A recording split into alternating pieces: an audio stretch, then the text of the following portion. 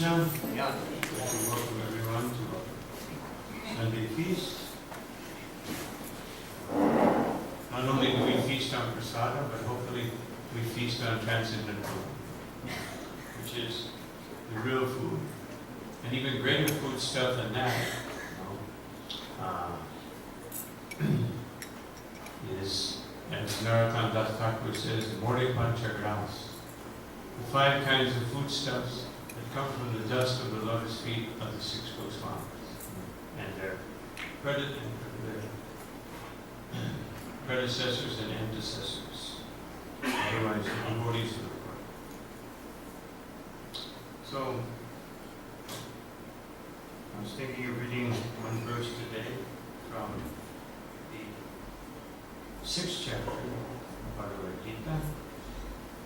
It's a very beautiful verse, which actually expresses, there are a few verses in Bhagavad Gita which express the vision, the highest transcendental and spiritual vision. This is one of them. So this is the 6th chapter of Bhagavad Gita, text number 30. Yomam pashyati sarvatra sarvuncha mai pashyate syaham na pranashyami sachamena pranashyati. Translation and purport by Srila Prabhupada. For one who sees me everywhere and sees everything in me, I am never lost, nor is he ever lost to me. Please repeat. For one who sees me everywhere, and sees everything in me, I am never lost, nor is he ever lost to me. A person in Krishna consciousness certainly sees Lord Krishna everywhere. He sees everything in Krishna. Such a person may appear to see all separate manifestations of material nature, but in each and every instance, he is conscious of Krishna, knowing that everything is a manifestation of Krishna's energy. Nothing can exist without Krishna, and Krishna is the Lord of everything. This is the basic principle of Krishna consciousness. Krishna consciousness is the development of love of Krishna, a position transcendental even to material liberation. At this stage of Krishna consciousness, beyond self-realization, the devotee becomes one with Krishna in the sense that Krishna becomes everything for the devotee, and the devotee becomes full in loving Krishna. An intimate relationship between the Lord and the devotee then exists. In that stage, the living entity can never be annihilated, nor is the personality of Godhead ever out of the sight of the devotee. To merge in Krishna is spiritual annihilation. A devotee takes no such risk. It is stated in the Brahma Samhita, Manjana Churiti Bhakti Vilochaneha Santa Sadaiva Hridayashu Vilokayanti Yam Syamasundara Machinti Guna Svarupam Govinda Purusham Namamam Gacchami. I worship the primeval Lord Govinda, who is always seen by the devotee whose eyes are anointed with the pulp of love. He is seen in his eternal form of Shyamasundar, situated within the heart of the devotee. At this stage, the Lord never disappears from the sight of a devotee, nor does the devotee ever lose sight of the Lord. In the case of a yogi who sees the Lord as Paramatma within the heart, the same applies. Such a yogi turns into a pure devotee and cannot bear to live for a moment without seeing the Lord within himself.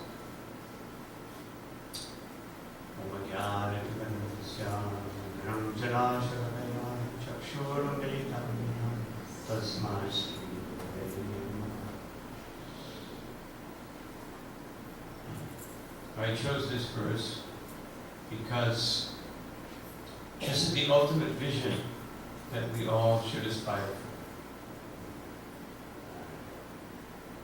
The tendency in this world is, because this world is very demanding. We have to work, we have to do this, we have to do that. There's so many family, society, work, health, so many demands. The body makes demands, the mind makes demands, the intellect makes demands, the children make demands, the parents make demands, the country makes demands. So many different entities. As the Bhagavatam states, who does this body belong to? Does it belong to the government? The government thinks so. You can't take your body out of Trinidad without a passport. You can take an illegal boat to Venezuela or something, make a raft and go to another island. But then when you get there, then they'll say your body doesn't belong here. And so who does it belong to? Does it belong to me? Well, I think so. But then there's so many living entities inside. They think, no, this is my home. This is where I live. And therefore I will compete with anyone, including that person who thinks he's the owner, if he thinks that he can get rid of me. So, and then the dogs, Bhagavatam said, the dogs, the jackals, the vultures, they will think, that is my future meal, my upcoming meal. So many people, the parents are thinking this is my child, the child is thinking these are my parents. Everyone is claiming ownership. But the real owner is Krishna. So when we have this vision, then all this complex situations around us become resolved. And there's no question that this is my child, this is my mother, this is my property, this is my anything. Everything belongs to Krishna. Everything becomes very simple when we see that everything belongs to Krishna. And the more that we think, the more that we live on the platform of the ego, then the more life becomes complicated. The more that relationships become strained and difficult. Trying to as they say in society, that once you speak a lie, then your life becomes increasingly complicated, because then you have to extend that lie into another lie in order to justify this, and then you have to, break down. So as long as we think we're this body, or as long as we think something belongs to us, then we're living a lie. And then to perpetuate that lie, to make it, keep it going, then everything becomes complex. Then we have to acquire all kinds of things and money, and not that money is bad or anything is bad, but it's good if it's used in Krishna's service, and it's bad if it's used anywhere else. Just like in the Srimad Bhagavatam, 11th canto, I can't remember the verse right now, Kim Bhadram, Jat Bhadram Vai, I can't remember, but anyway. The verse basically said, what is this concept of good and bad? It is simply a relative consideration according to how one is situated in this world. Otherwise, something is good for me because of my conception of life. If my conception of life is that material pleasures is the ultimate goal of life, then what is good for me, and what is pleasing to my senses, and what is bad. This is the platform that the world has degraded to. That everything is so much based on sense gratification, on pleasing my senses, pleasing myself, pleasing my mind. So much ego that even family relationships become very difficult. marriage becomes almost impossible. Nowadays we see, when I see people get married, I think maybe there's a 30% chance they'll stay together. Nowadays, this is more or less what I'm experiencing. Used to be, that people would get married even if they had so many difficulties. Just like my mother and my father, I never saw them argue. But I'm sure that when I wasn't around, they probably had it out a few times. But because there was some sense of, some higher morality, some higher cause, then that became secondary. And the important thing was to follow the duty, follow the understanding of what's right in life. And who establishes what is right? Just like if you go to Bora Bora, I went to Bora Bora about 35 years ago. There are still cannibals.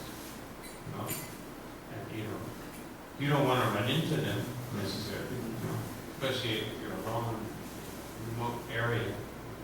Somebody can, and for them, perfectly normal to eat someone. It's like, why not? Best thing around. Better than fruits, better than vegetables. And if you go, and also went to the jungles of Ecuador, they have the Jibaros, who are headhunters. So I also went to try to distribute books to them. They did take a few books, and I didn't stay around for nighttime. I did ask them, am I safe here? Actually, have a little welcome. You have a little welcome station, and when you go into their area, and you're pretty safe.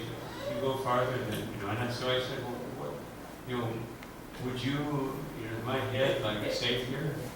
And they said, oh, no problem.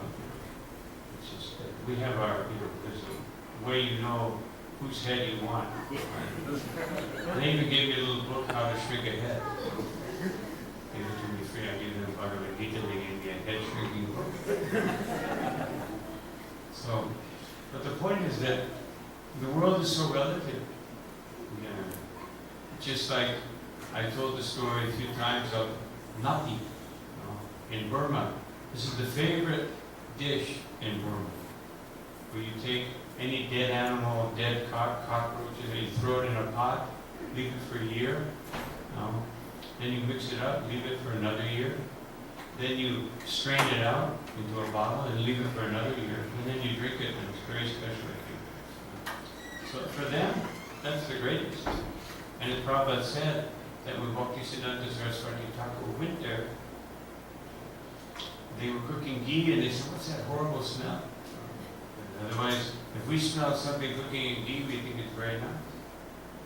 So in this relative world, unless there's one point of reference, then there will be so much conflict and difficulty and confusion and ego and so many things that we all experience on a daily basis. So here Krishna is giving us the point of reference. And what is that point of reference? He says, me. Now at this point in the Bhagavad Gita, although Krishna has indicated that he is the Supreme, he still has not declared himself the Supreme. But it's pretty obvious when he says, anyone who lives with, but one can take that in terms of him being very powerful and very great. One could think that way. Later on in the next chapter, he reveals himself as the Supreme Personality of God. The first time, declares it. But up to this point, he could just be a very powerful person or a mystical personality. But here Krishna is giving us that point of reference. If we see everything in terms of that Supreme Person, Sri Krishna, and we see that everything is within him, then we will see that this knowledge of Bhagavad Gita is the best knowledge to conduct our lives. Otherwise, we will conduct our lives according to whatever is most favorable for my conception of life, or whatever gives me the highest taste whatever I can experience with the highest taste. Just like most cultured, decent people in this world, they get pretty much the highest taste in relationships with family and friends. So therefore, family and friends becomes the most important thing. But nowadays, the gauge, what measures what is most important, has gone more into the category of sense gratification. And now people don't even consider, many people, and you see how they live. Here in Trinidad, it may be a little different, but in the US, in Europe, and many places, the most important thing is what I want. And therefore, you see this, the family unit breaks down more and more. One child has a cell phone, another one has a computer, another one has a television, and they all come home and they all go to their little station where I can get the best sense gratification. I go to my place. This is my place. This is my place. And so we have to, Srila Prabhupada emphasizes here, Krishna consciousness is the development of love for Krishna. And he says that a devotee of the Lord, he may appear, just like sometimes when we would see Srila Prabhupada, or any of us can see this, there's so many films, you can see Srila Prabhupada, he's relaxed, he's talking about something external. It seems like, he's basically there with us in the same platform. And then another time, like in Venezuela or in Atlanta, 2 times, and also in Vrindavan, several occasions, Prabhupada would go into such deep ecstasy that he would stop talking. And tears would come from his eyes. One time in Vrindavan, Srila Prabhupada was speaking, and just speaking about Krishna in Vrindavan, he felt ecstasy. He stopped talking for about 10 minutes, then he just got up and left. And because Prabhupada didn't want to show these things. He didn't want to. Even as we hear when Krishna's charioteer was fanning him, he began to feel ecstasy. And so he pushed back that ecstasy, because as he felt ecstasy, his hand was dropping, and he wasn't fanning Krishna.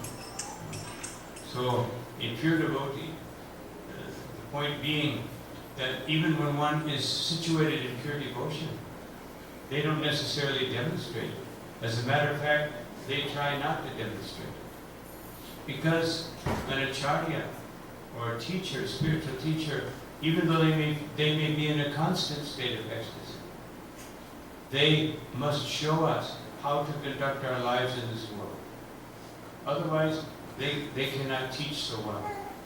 Just like we see, if you read the different biographies of different Babajis, Kishore Babaji, Jagannath Babaji, Vamsidas Babaji, they were so full of love of Krishna that the example of what they did or how they lived is not practical for any of them. It wouldn't even be attractive for many of us. Sometimes they would even chastise their deity. It's not recommended. We don't want to follow that example. I chastise my deity.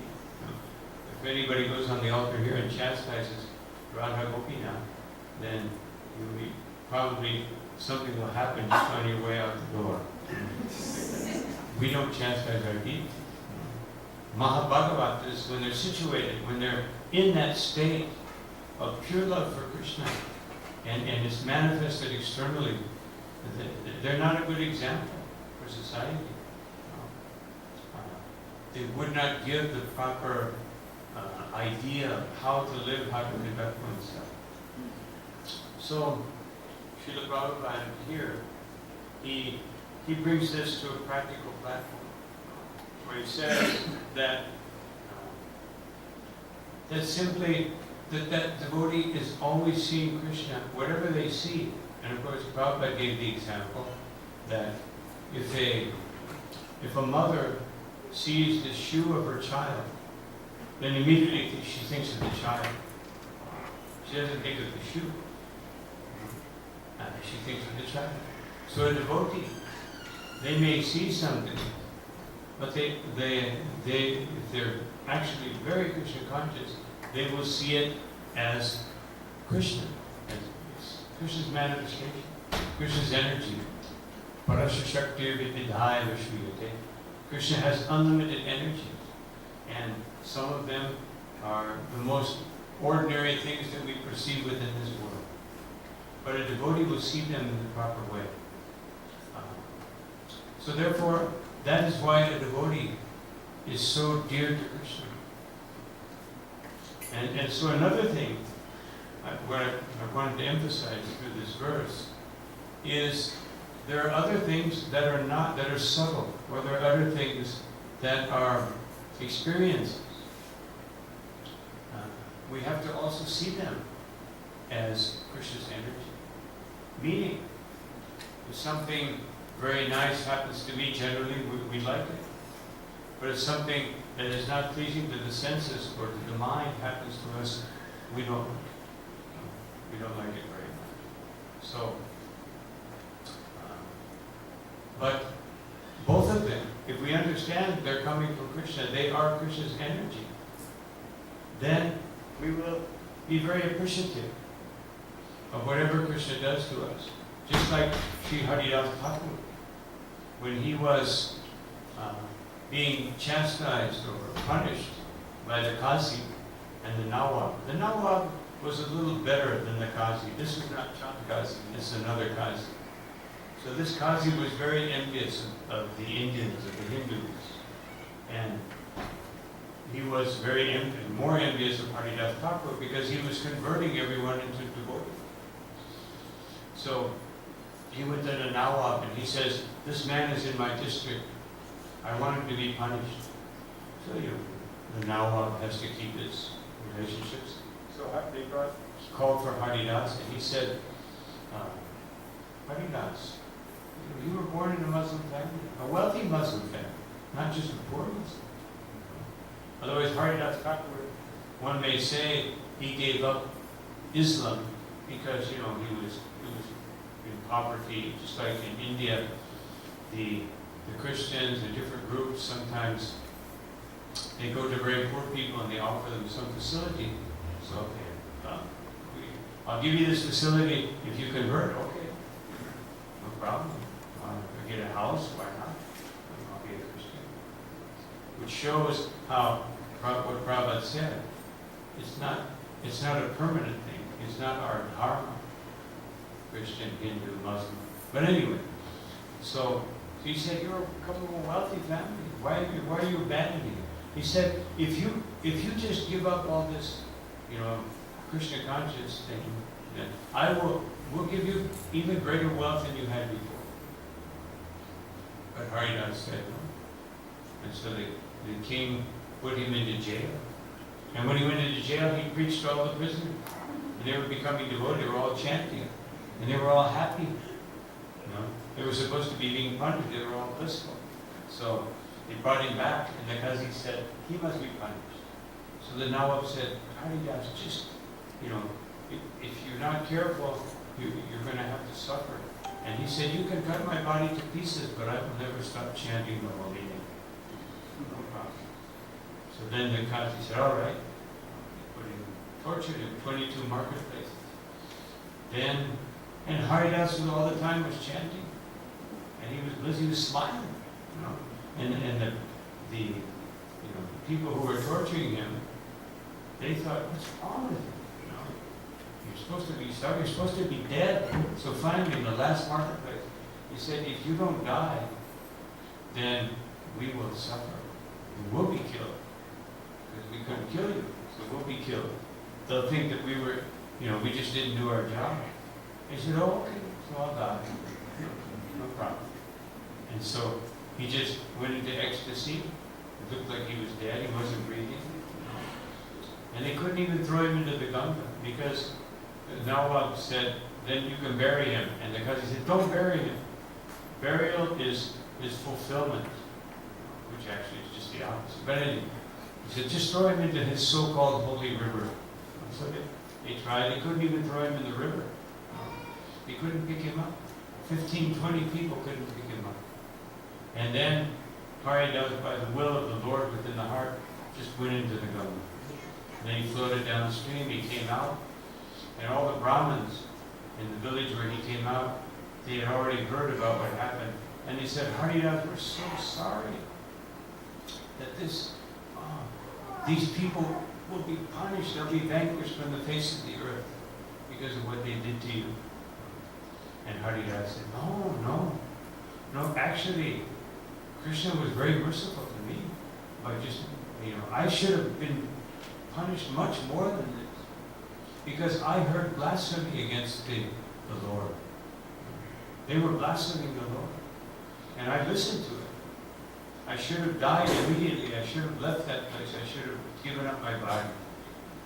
And because of that, Krishna just gave me some little punishment, being whipped in 22 marketplaces and thrown into jail.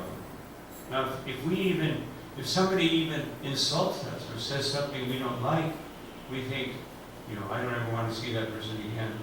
If they're in the temple, I won't go. We have all kinds of attitudes. And Haridas was seeing it as Krishna's mercy. So to see things as Krishna's mercy is sometimes very easy. If I make some money, then we think, oh, Krishna's mercy. But if something goes wrong, then we find somebody to blame. Everyone except for me, or anyone except for me, or everyone except for me. So it's just the reverse. Everything, Mujana eva kritam vipaka.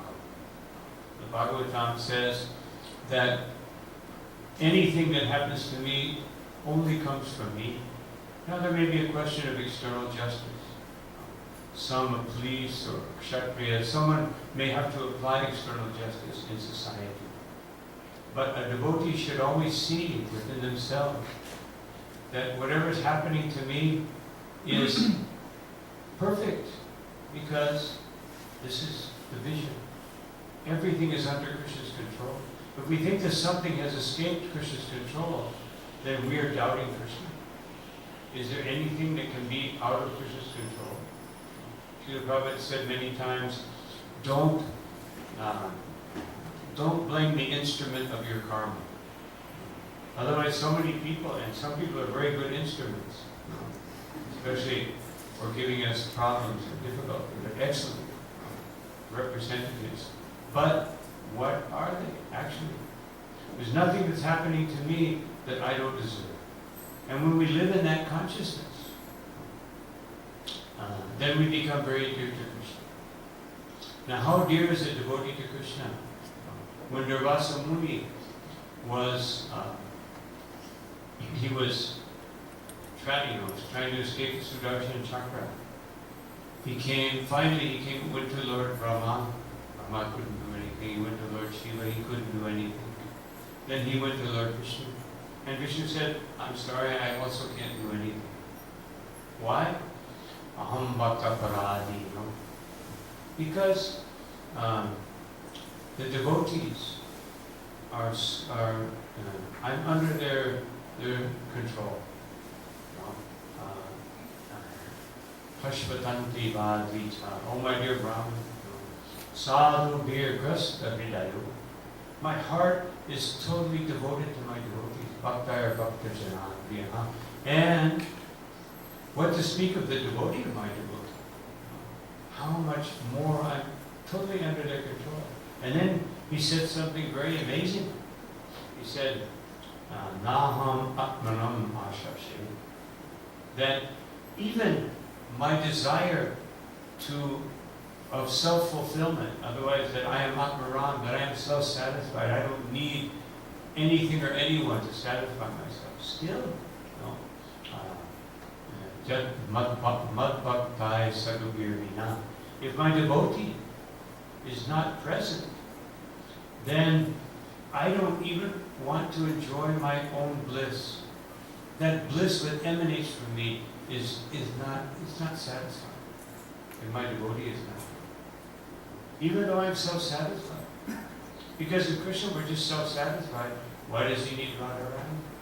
Why does he need millions and billions of gopis and gopas and sakas, all kinds of friends and servants and cows and peacocks and all the living entities who are the residents of Vaikuntha, the spiritual world? Why does he need them?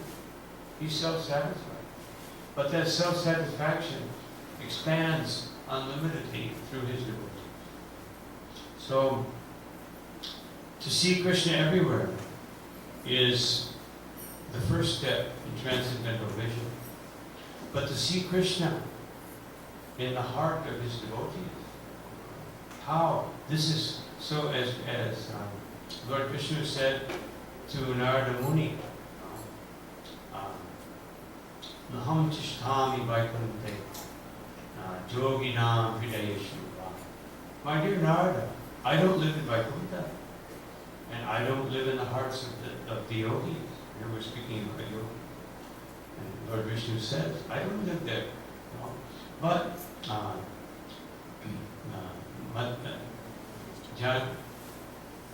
Yatra gayanti mad bhakta. But wherever my devotees are glorifying me, no, tatra tishtami narada. That is where you will find me. Otherwise, I am fully manifest. Fully in my greatest manifestation, in my most potent manifestation, wherever the devotees are glorifying me. And therefore, if we want Krishna to be present in our lives, if we want to feel the presence of Krishna at every moment, then what do we need to do? Glorify Krishna. And what is the best way to glorify Krishna? To serve his devotees.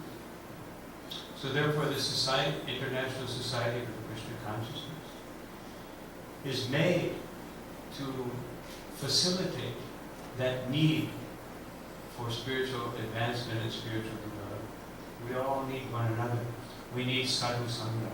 We need to come together and appreciate those qualities in each devotee.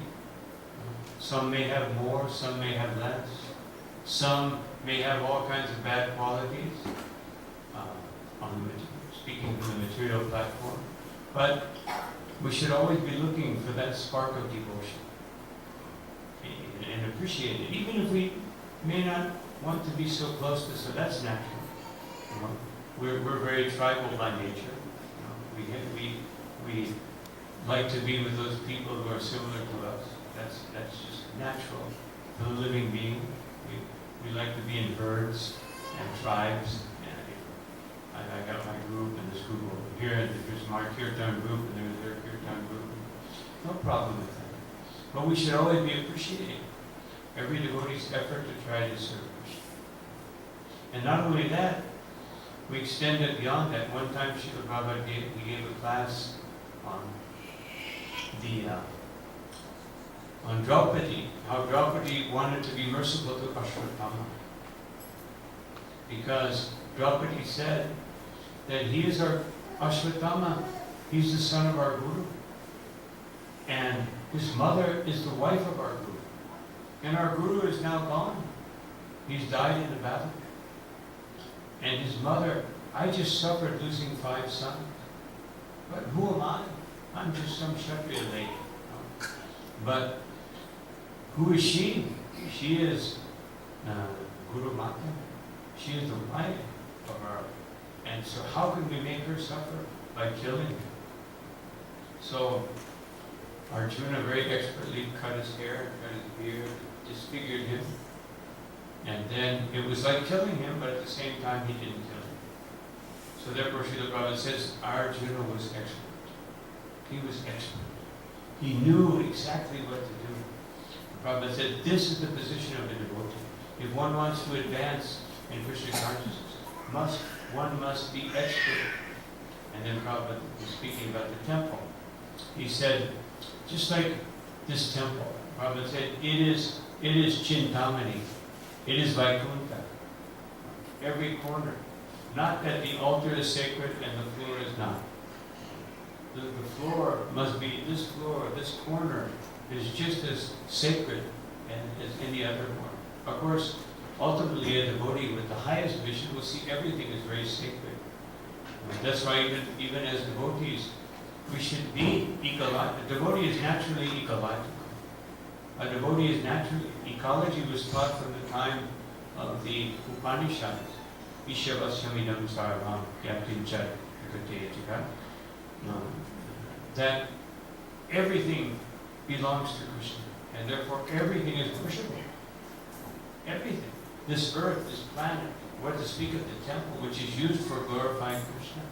So, Prabhupada said, to clean the floor. If you clean the floor like this, or you worship the deity like this, it's the same thing. There's no difference. We're cleaning the floor, we're worshiping the deity, we're going out, but everything should be seen as the glorification of the Lord.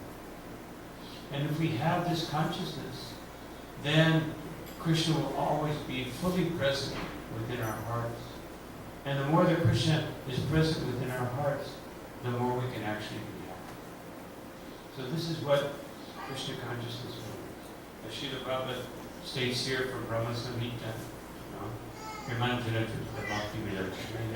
that we have to learn to see with our hearts and purify our heart. Not, everyone directs their vision according to their heart. But we have to see everything according to the purified heart. And therefore, we have to conduct our lives in such a way that our heart is always becoming purified. And that purification is mentioned.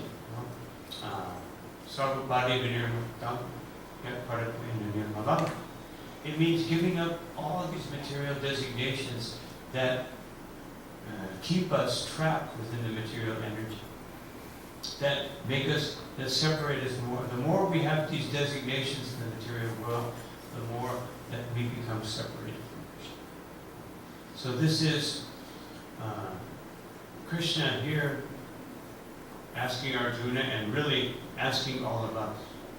And then, if we do this, as Krishna says later on in the end of the 11th chapter, that Sudurdar Sham Imam Rupam, this form that you're seeing now is very difficult to see. Even the demigods can't see it. No? Even they can. They're hankering to see it, but they can't see it. But you are seeing it because you have gone beyond all these material things. Even if you do Naveda and Metapasa, even if you study the Vedas, even if you do austerities, Nadani, Nachechaya, even if you worship, you perform so many different types of worship, even if you give charity, you will never see this form. Only by pure devotion. Krishna said, pure devotion, you can see me, gyattum drashtum chatatvaina, pravachum cha. By that pure devotion, you can know me, you can see me, and you can understand everything about me. And when you do that, just like we're always interested in knowing something about someone or something, especially with the internet, people sometimes get trapped for hours. This little fact, that little fact. But you know everything when you see Krishna. And when Krishna says, you'll enter into the mysteries of my existence. You will understand that which is unknowable to everyone. Even with the fastest internet, they'll never understand Krishna. You can look up Krishna on the internet, you get all kinds of things. Some good, some bad. One student told me, I love your books, but when I looked on the internet, I was a little reluctant. Because every criticism of Krishna consciousness, everything that any devotee ever did wrong. If you look up Catholic on the internet, you don't get that. If you look up Christian, you don't get that. But if you look up Krishna, you get that. So we should try to be very positive in our Krishna consciousness. We should dedicate ourselves 100% to this process as Srila Prabhupada has given it to the best of our abilities. And if we're lacking or if we're weak or something, don't blame it on others. Blame it on ourselves and make it a point that we should become more and more Krishna conscious. Then our lives will become more and more sublime. So now it's time for Arti. So thank you very much for your attention. All glory to Sri Guru, Sri Guru